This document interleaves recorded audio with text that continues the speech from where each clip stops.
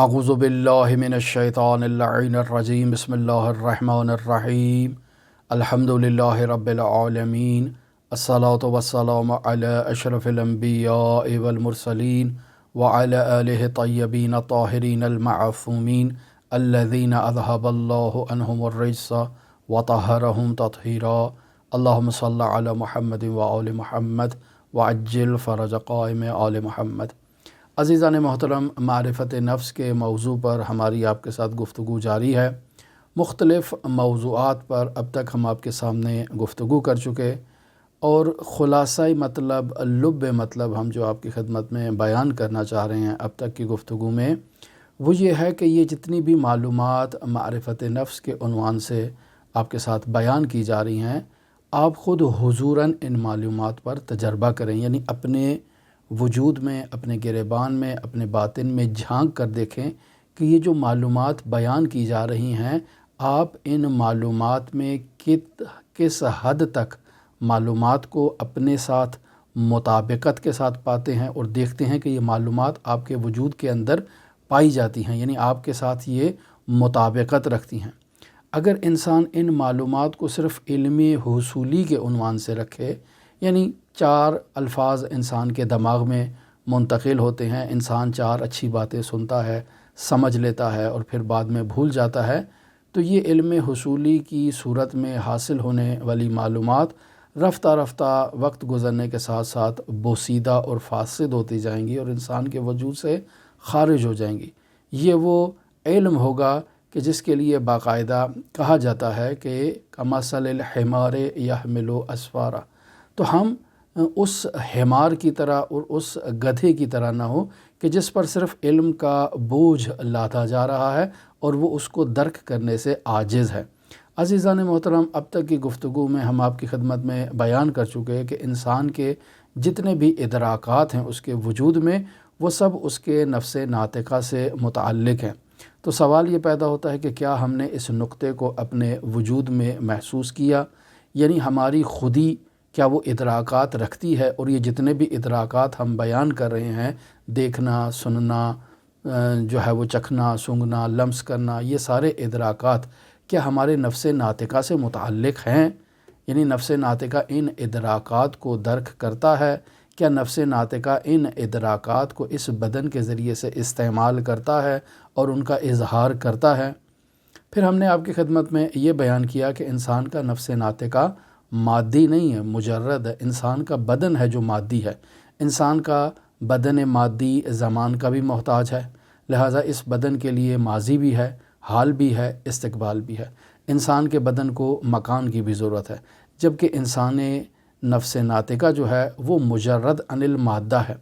बस जब मादा उसके अंदर नहीं पाया जाता तो वो मकान का भी मोहताज नहीं, ज़मान का भी मोहताज नहीं है।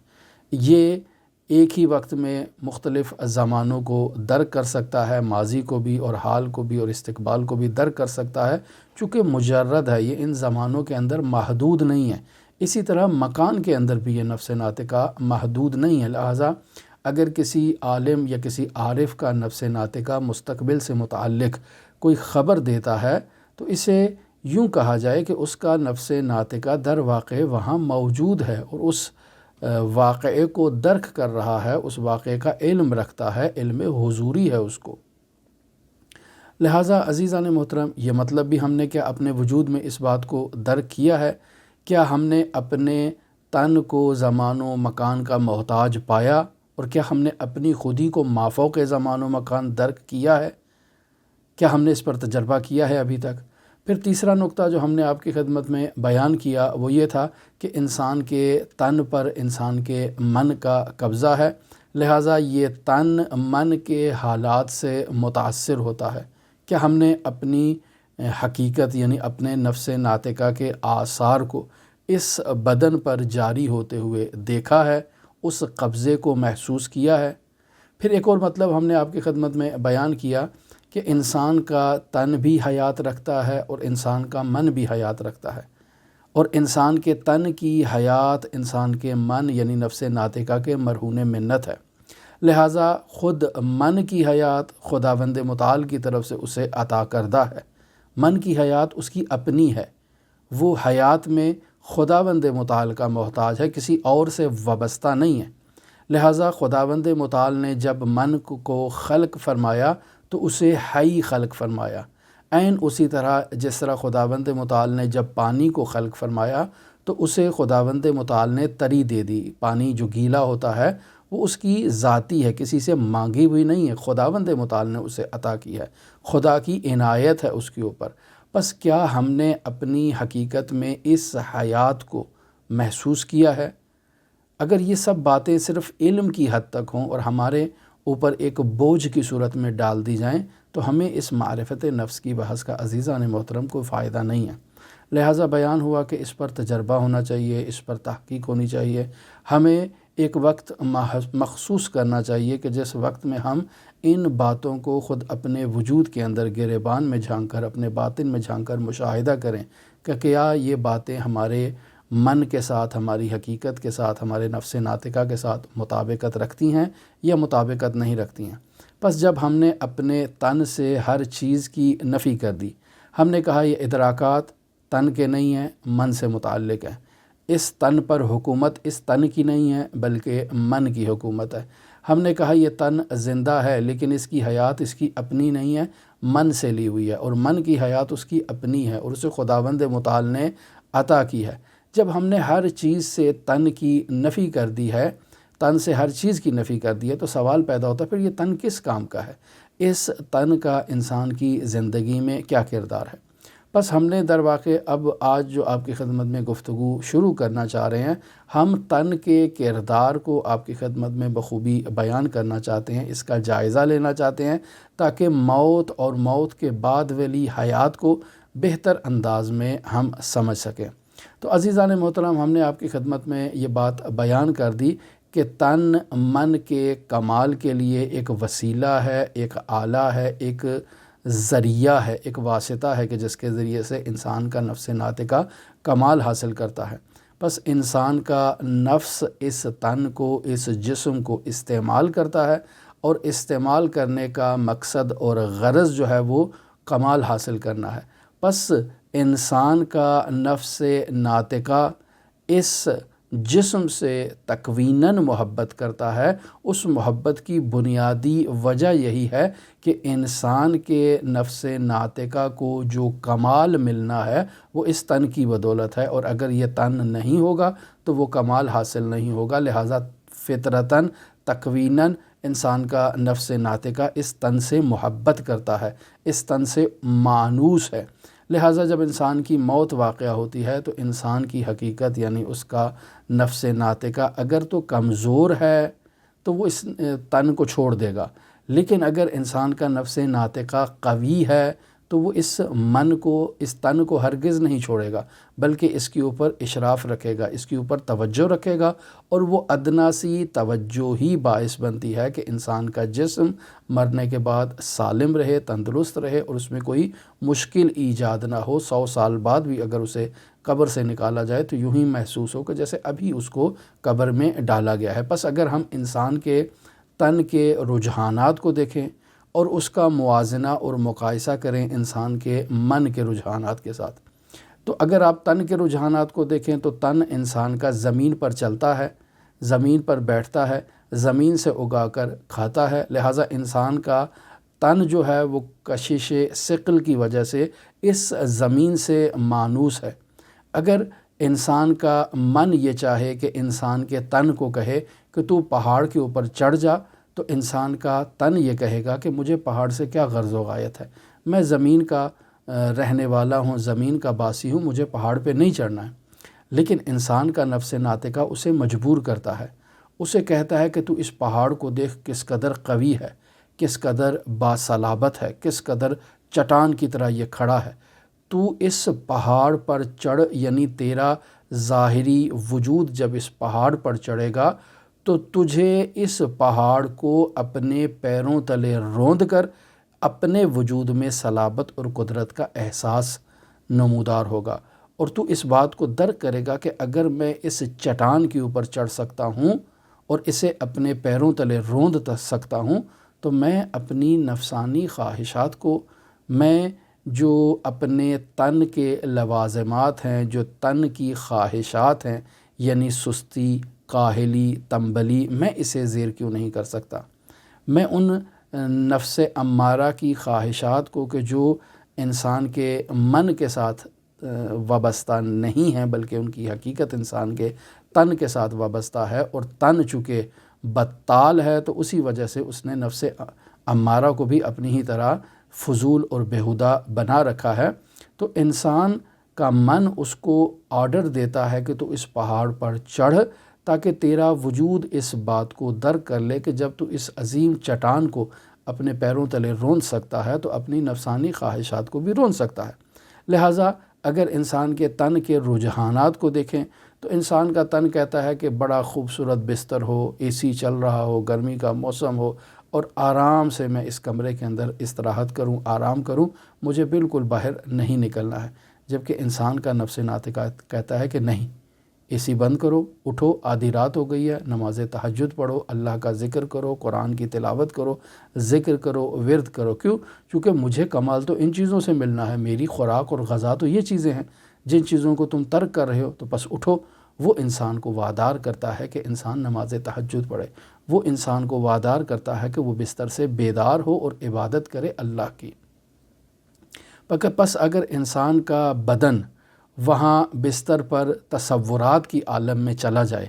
اور انسان تصور کرے کہ میں نے وضو کیا، میں کھڑا ہو گیا، تکبیرۃ الاحرام کہہ دی، میں نے الحمد پڑھ لی، بس اوقات آپ نے ایسے محسوس کیا ہوگا وہ افراد جو صبح کی فجر کی نماز کے لیے بیدار نہیں ہوتے، بس اوقات ان کو ایسے گمانات اور خیالات آتے ہیں، وہ عالم روحیہ میں تصور کرتے ہیں کہ وہ جا رہے ہیں، وضو کر رہے ہیں، وضو کرنے کے بعد آئے ہیں، انہوں نے مصلی بچھایا ہے، انہوں نے تکبیرۃ الاحرام کہی ہے، حمد و سورہ پڑھی ہے، نماز پڑھی ہے، تعقیبات انجام دی ہیں، اور اس کے بعد دوبارہ آ کر سو گئے، جبکہ وہ ساری چیزیں ان کی خواب تھیں۔ خداوند متعال اس خواب کی عبادت کو قبول نہیں کرتا ہے، ایکسیپٹ نہیں کرتا ہے۔ انسان کا نفس ناطقہ بھی اس خواب کی عبادت کو ایکسیپٹ نہیں کرتا ہے۔ کیوں؟ چونکہ اس عبادت سے اس تن نے کوئی زحمت نہیں اٹھائی ہے، کوئی مشقت نہیں اٹھائی ہے، کوئی حرکت نہیں کی ہے، تو خداوند متعال ایسی خیالی عبادت کو اس تن سے کیوں کر قبول کرے؟ لہٰذا انسان کا نفس ناطقہ اس کو مجبور کرتا ہے کہ اٹھ، آدھی رات کا وقت ہے، اٹھ، نماز تہجد پڑھ۔ وہ انسان کو بیدار کرتا ہے، وہ انسان کو آمادہ کرتا ہے، وہ انسان کو مجبور کرتا ہے کہ وہ عبادت کرے تاکہ کمال اس من کے لیے حاصل ہو۔ بس انسان کے رجحانات یعنی اس کے بدن کے رجحانات اور ہیں، اس کی حقیقت نفس ناطقہ جو طائر ملکوتی ہے اس کے رجحانات اور ہیں۔ نفس کے کہنے پر انسان کا یہ بدن وضو کرتا ہے، نفس کے کہنے پر انسان کا بدن یہ قیام و قعود و رکوع و سجود انجام دیتا ہے، تاکہ ان تمام ظاہری اعمال کا جو معنوی اثر ہے وہ اس نفس ناطقہ پر پڑے، اور اس اثر کی بدولت انسان کا نفس ناطقہ کمال حاصل کرے۔ بس انسان کے نفس کو اس بدن سے جو ایک وابستگی ہے، اس وابستگی کی بنیادی وجہ یہ ہے کہ انسان کا نفس ناطقہ اس بدن کو بطور اعلیٰ استعمال کرتا ہے اور اپنے کمال کا وسیلہ سمجھتا ہے، لہٰذا اس بدن سے وہ سخت کام لیتا ہے، لہٰذا اس سے مانوس ہے، اس بدن سے مانوس ہے، چونکہ یہی وہ بدن ہے کہ جس نے اسے کمال عطا کرنا ہے۔ پس نفس ناطقہ نسبی طور پر مجرد ہے اور اسے مزید کمال عطا ہونا ہے انہی اعمال عبادی کے توسط سے جو واجبات کی صورت میں ہے، انہی محرمات الہی کو ترک کرنے کی صورت میں اسے کمال حاصل ہونا ہے۔ لہٰذا یہاں فلاسفہ اسلامی ایک نظریہ پیش کرتے ہیں اور وہ یہ بیان کرتے ہیں کہ حقائق عالم مادی ہیں یا مجرد ہیں، یعنی غیر مادی ہیں۔ دو طرح کے حقائق ہیں اس دنیا میں، یعنی عالم امکان میں خداوند متعال نے دو چیزوں کو خلق فرمایا ہے، ایک عالم مادہ ہے اور ایک عالم مجردات ہے کہ جو مادی نہیں ہیں بلکہ غیر مادی ہیں۔ پس مجردات فعلیت محض رکھتے ہیں چونکہ وہ مجرد ہیں، یا مجرد ہوتے ہوئے ایسی قوت رکھتے ہیں کہ جس قوت کو فعلیت میں تبدیل کرنے کی ان میں توانائی موجود ہے، جد و جہد کریں تو اپنی ان صلاحیتوں کو اجاگر کر سکتے ہیں۔ اور دوبارہ عالم ملکوت کی طرف پرواز کر سکتے ہیں۔ پس نفس ناطقہ مجردات سے ہے، اور مجردات میں سے اگر اس کو عالم ملک سے اور عالم مادہ سے اور اس بدن سے وابستہ کر دیا جائے تو وہ اپنی توانائیوں کو بروئے کار لائے گا، اس بدن کا استعمال کرے گا تاکہ کمال حاصل کرے۔ اسی وجہ سے کہا جاتا ہے کہ نفس ناطقہ کا تجرد جو ہے وہ تجرد نسبی ہے، یعنی انسان کا نفس ناطقہ جیسا کہ بیان ہوا کہ موجودات دو طرح کی ہیں، ایک مادی ہے جیسے انسان کا یہ بدن ہے، ایک مجرد ہے جو غیر مادی ہے۔ مجردات ایک وہ ملائکہ ہیں کہ جن کا مادے سے کوئی تعلق نہیں ہے، اور دوسرا انسان کا نفس ناطقہ ہے کہ جو اس عالم مادہ میں اس بدن سے وابستہ ہو چکا ہے تاکہ اس بدن کے ذریعے سے ریاضت کرے، اعمال صالحہ انجام دے، خداوند متعال کی اطاعت کرے، خداوند متعال کی حکم عدولی کو ترک کرے اور پھر کمال حاصل کرے۔ یہ سب کام کرنا اس میں استعداد ہے، توانائی ہے، اور جب ان توانائی کے ذریعے سے وہ اپنے بدن سے ان کاموں کو لے گا تو اس کی وہ صلاحیتیں بروئے کار آئیں گی اور اس کی وہ توان جو ہے وہ فعلیت میں تبدیل ہو جائے گی، اور نفس ناطقہ دوبارہ عالم ملکوت میں پرواز کرنا شروع کر دے گا۔ پس یہ اس کا تجرد نسبی ہے۔ اگر نفس ناطقہ ان توانائیوں کو اجاگر نہیں کرتا اور بدن کے ساتھ مکس ہو جاتا ہے تو نفس ناطقہ ہے تو طائر ملکوتی، لیکن اب یہ نفس امارہ میں تبدیل ہو چکا ہے، اب یہ بطالت کے کام انجام دے رہا ہے، یہ بیہودہ اور لغو ہو چکا ہے۔ اس نے عالم ملک سے خو اختیار کر لی ہے، اس کا عالم ملکوت سے جو انس ہے وہ ختم ہو چکا ہے۔ لہٰذا بعض افراد آپ نے معاشرے میں ایسے مشاہدہ کیے ہوں گے جنہیں عبادت سے کوئی وابستگی نہیں ہے، کوئی لذت ہی نہیں ہے۔ اگر آپ ان کے سامنے کوئی روحانیت کا ذکر کریں تو یہ اس روحانیت سے مانوس نہیں ہوتے ہیں، یہ اللہ کے اولیاء کے سامنے بیٹھ کر بھی دنیا کی باتیں کرتے ہیں اور دنیاوی معاملات میں اس قدر مگن ہوتے ہیں کہ انہیں اس بات کی کوئی ٹینشن ہی نہیں ہے کہ یہ ان کے سامنے ایک اللہ کا ولی بیٹھا ہے۔ لہٰذا آپ دیکھیں ایسے افراد رسول خدا صلی اللہ علیہ وآلہ وسلم کی محفل میں بھی موجود ہیں، لیکن وہ اس محفل کی حقیقت کو درک نہیں کر پا رہے، چونکہ وہ عالم ملک سے وابستہ ہو چکے ہیں، اس قدر عالم مادہ میں اسیر ہو چکے ہیں، ان کے نفس امارہ نے اسے اس قدر جو ہے وہ اپنے پنجوں میں جکڑ لیا ہے کہ وہ اب اس عالم ملک کے علاوہ کسی اور چیز کو درک ہی نہیں کر پا رہے ہیں۔ لہٰذا آپ دیکھیں کہ خداوند متعال نے جو مخلوقات خلق کی، خدا خود تو مجرد ہے، اس کے علاوہ خدا نے جو مخلوقات خلقی ہیں جن میں ملائکہ ہیں، یہ ملائکہ بھی تجرد رکھتے ہیں اور ان کا تجرد تام ہے، ان کی تجرد میں فعلیت کامل ہے، یعنی ملائکہ کو کمال حاصل کرنے کے لیے کسی عبادت کی ضرورت نہیں ہے، ملائکہ کو مزید کمال تام حاصل کرنے کے لیے کسی چلے کی، کسی ریاضت کی ضرورت نہیں ہے، ان کا کمال ان کے وجود میں بالفعل ہے۔ جیسے پانی کی تری اس کی ذاتی ہے، اس کو کسی محنت کی ضرورت نہیں ہے، ایسا نہیں ہے کہ سمندر کا پانی زیادہ پانی تر ہے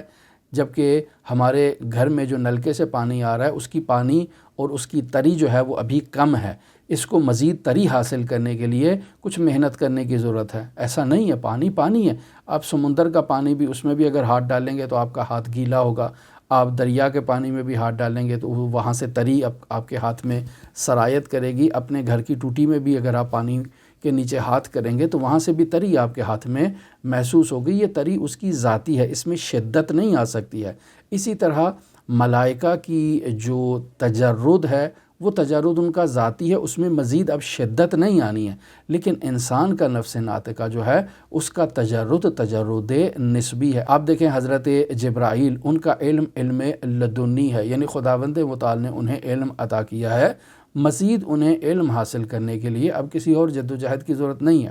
حضرت عزرائیل کی ذات میں قبض روح موجود ہے، یعنی اس نے روح کو قبض کرنا ہے خداوند متعال کے اذن سے، خداوند متعال کے حکم پر، اسے کسی چلے کرنے کی ضرورت نہیں ہے کہ وہ چلہ کرے گا تو کسی کی روح کو قبض کر سکتا ہے، اور اگر وہ وظائف انجام نہیں دے گا تو اس کو روح قبض کرنے کی صلاحیت نہیں ہوگی، نہیں، اس کے اندر وہ صلاحیت ہے، خدا نے اس کو عطا کی ہے۔ اس کے اندر اول سے ہے جب سے خداوند متعال نے اس کو خلق کیا ہے، اور جب تک وہ عزرائیل رہے گا یہ قبض کرنے کی صلاحیت اس کے اندر موجود ہے۔ پس اس کے اندر یہ صلاحیت فعلیت رکھتی ہے، جبکہ انسان میں ایسا نہیں ہے۔ انسان کا تجرد نسبی ہے۔ انسان اس عالم مادہ میں آیا ہے اور اس عالم مادہ کے اس جسم سے وابستہ ہے۔ اسے عبادت کی ضرورت ہے، اسے ریاضت کی ضرورت ہے، اسے تقویٰ کی ضرورت ہے، اسے پرہیزگاری کی ضرورت ہے، تاکہ انسان اپنے اس تجرد کو کمال کے مرتبے پر پہنچائے۔ پس انسان کا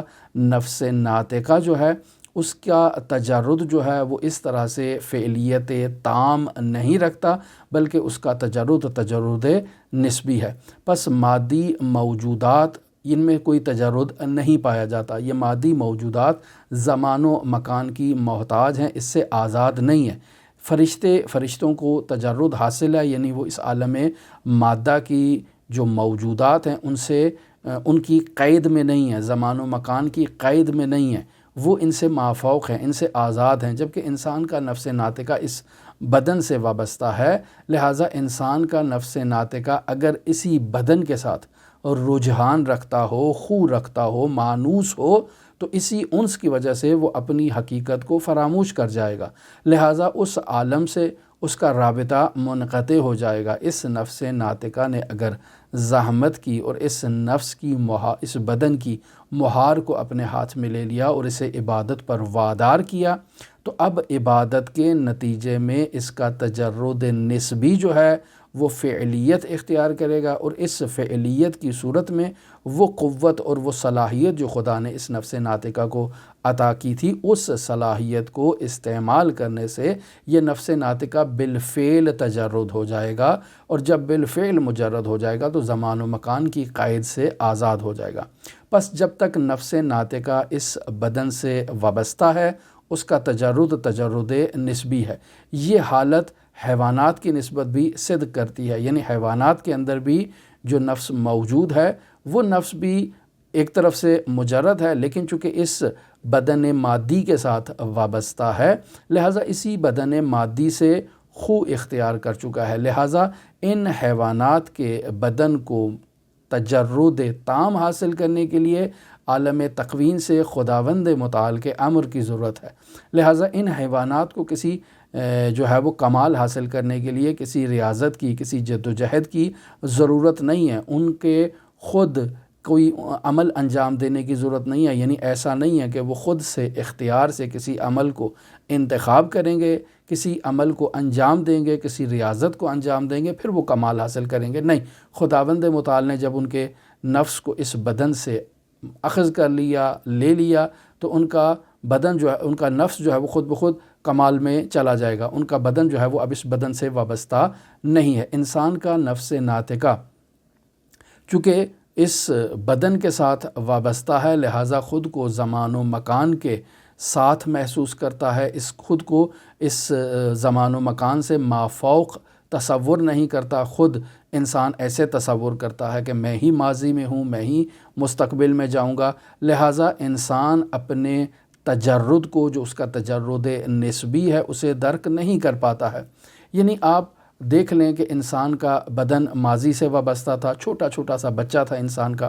اب آہستہ آہستہ یہ بچہ نشو و نما پا رہا ہے، جوانی کی طرف جا رہا ہے، اس کی جسمانی خصوصیات تبدیل ہو رہی ہیں، اس کی اخلاقی خصوصیات تبدیل ہو رہی ہیں، اس کی فکری خصوصیات تبدیل ہو رہی ہیں۔ ان تمام تبدیلیوں کے باوجود جب آپ اسی انسان سے بچپن میں پوچھیں گے کہ تم کون ہو تو یہ کہے گا میں ہوں، اور جب اسی جوان سے آپ 20 سال کی عمر میں پوچھیں گے تو یہ کہے گا میں ہوں، اور جب اسی سے آپ 70 سال کی عمر میں پوچھیں گے تو یہ کہے گا میں ہی ہوں۔ تو پس تینوں حالات میں اس نے خود کی خودی ہی کو بیان کیا ہے، کبھی نہیں کہے گا کہ میں جو ہے وہ بچپن میں اور تھا، اب میں جو جوان ہوں میں وہ نہیں ہوں، اب میں کوئی اور ہوں، وہ ختم ہو گیا، وہ مر گیا، اس کا خاتمہ ہو گیا، میں اب نیا ہوں، نہیں، میں وہی ہوں جو چھوٹا سا ایک بچپن تھا۔ لہٰذا آپ جب افراد کے سامنے بیٹھتے ہیں اور ان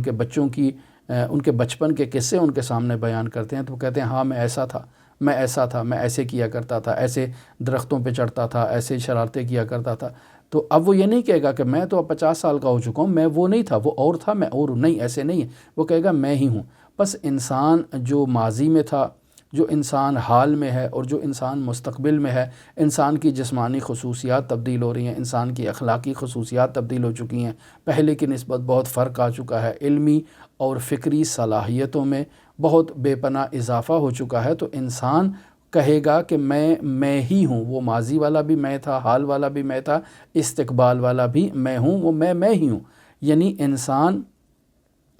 تن کے ساتھ یہ تمام امور کو انجام دے رہا ہے، لیکن اس کے باوجود وہ اپنی خودی کو خود ہی درک کرتا ہے اور کہتا ہے میں ہی ہوں، اور کسی حالت میں اپنے تن سے جدا نہیں ہوا ہوں۔ بس انسان کا تن انسان کی حقیقت میں دخالت نہیں رکھتا ہے۔ انسان کا تن جو ہے وہ بچہ تھا، وہ بچہ سے آہستہ آہستہ نشو و نما پر پا کے جوان ہوا، جوانی سے بڑھاپے میں داخل ہوا، لیکن من جو ہے وہ من ہی رہا۔ یعنی بدن تھا جو بچہ تھا، بدن تھا جو جوان ہوا، بدن تھا جو بڑھاپا جس نے اختیار کیا، جبکہ انسان کا نفس ناطقہ وہ تو نہ بچہ تھا، نہ وہ جوان ہوا، نہ وہ بوڑھا ہوا، اور نہ ہی اس کو موت آئے گی، نہ اس کو نیند آئے گی، نہ اس کو اونگ آئے گی۔ بس انسان کے بدن کے اوپر یہ حالات طاری ہوتے ہیں۔ انسان کا بدن ہے کہ جس کی یہ خصوصیات تبدیل ہوتی ہیں، لیکن انسان کی حقیقت جو ہے وہ اسی طرح سے موجود ہے جیسے وہ پہلے تھی۔ بس اس کی حقیقت کے کمال میں یہ چیزیں مؤثر نہیں ہیں، بدن کا جوان ہونا یا بدن کی قوتوں کا ڈھل جانا، بلکہ نفس کی بالقوہ صلاحیتیں جو ہیں وہ جسم کی بدولت بالفعل صلاحیتوں میں تبدیل ہوتی ہیں۔ یعنی انسان کا نفس ناطقہ اس بدن کو استعمال کرتا ہے مختلف ادوار میں، بچپن میں، جوانی میں، لڑکپن میں، بڑھاپے میں۔ اس بدن کا استعمال کر کے وہ اپنی صلاحیتوں کو جو طاقت کی صورت میں تھیں انہیں فعلیت میں تبدیل کرتا ہے، تاکہ فرشتوں کے ساتھ جو ہے وہ ہم کلام ہو سکے، گفتگو کر سکے اور اس عالم سے وابستہ ہو سکے۔ پس انسان کی حقیقت جو ہے وہ مجرد عن المادہ ہے، اور وہ اس بدن کا استعمال کر کے کمال حاصل کرتی ہے۔ یہ موضوع ہمارا آپ کے ساتھ جاری ہے۔ ہماری دعا ہے کہ خداوند متعال اس دقیق موضوع کو سمجھنے کی ہمیں توفیق عطا فرمائے۔ آپ تمام عزیزان کے لیے امام علی ابن موسیٰ رضا علیہ الاف و تحیت و ثنا کی نورانی بارگاہ میں نائب و زیارہ بھی ہیں اور دعا کو بھی ہیں۔ اللہم صلی علی محمد و آل محمد وعجل فرج قائم آل محمد۔